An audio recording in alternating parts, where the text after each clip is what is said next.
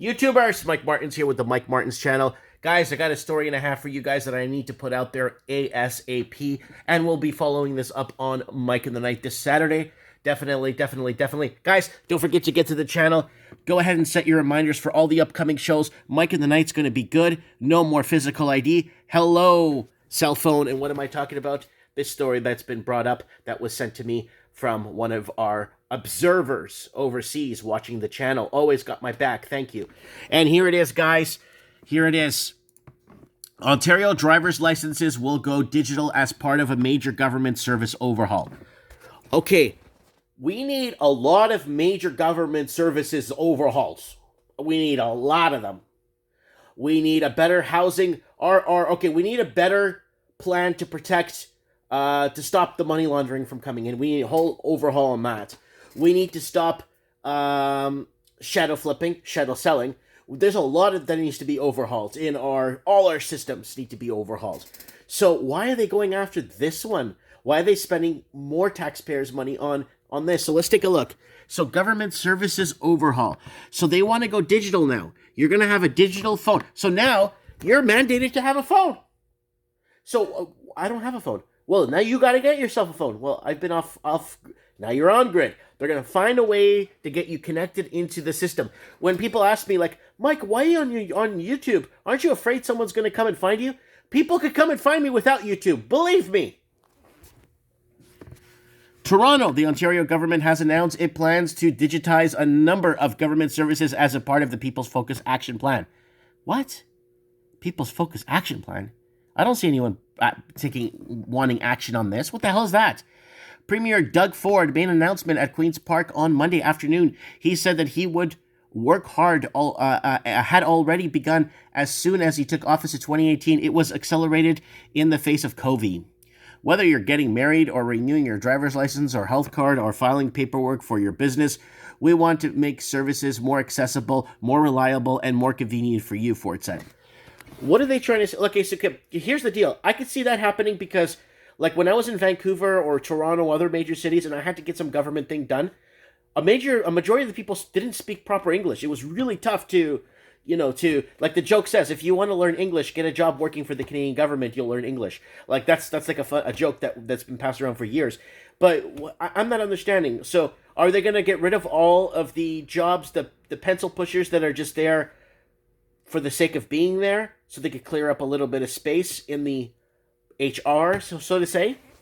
From banking to groceries, businesses have adapted their operations to meet their customers' needs online, and government must do the same. The plan dubbed Ontario Onward. So what about the plans of the opioid and fentanyl crisis that's claiming the tons of thousands of the youth we're losing our youth on the streets? What about that? Includes 30 different projects aimed to improving the way people do business and interact with the government. So again, this is to get you on the mainframe, to get you on the, to get you spot checked, to make sure you're under the light all times and tied into the grid. One such project teased by the government on Monday includes the development of a digital wallet which could hold residents' driver's license and birth certificates. This new technology would allow you to securely access new services online where previously you may have need to go in person to prove your identity, Ford said.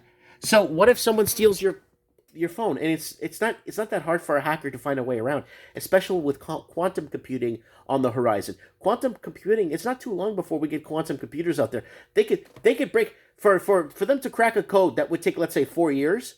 They could do it in like 3 seconds with a quantum computer. So you know what I'm saying, guys? The action plan is divided into 4 separate categories that the government says will help reduce the red tape, improve government purchasing, and create more response to flexible public services.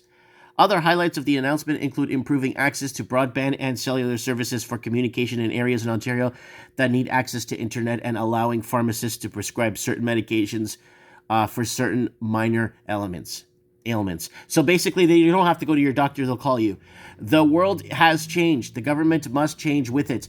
So what's with this whole, we need a huge change, we need to usher in a new millennia? I mean, what is this now all of a sudden? What about all the things that are happening that's destroying the Canadians' lives here, or the Canadians that built the infrastructure? I'll tell you what's happening. They're all fleeing to Europe. We are undertaking an across-board monetization of the entire government, said Minister Bethlenfalvy, President of the Treasury Board of the Chair of the future State Modernization Committee. Who? Secret committees, eh? These are super committees here. Who was also in attendance on Monday's announcements. This includes major efforts to expand the range of programs and services available online and simplify the government's role in people's lives and their businesses. Our aim is to put people at the center of everything we do. I think, to be very frank with you, I think it's just to get everyone tied into the grid.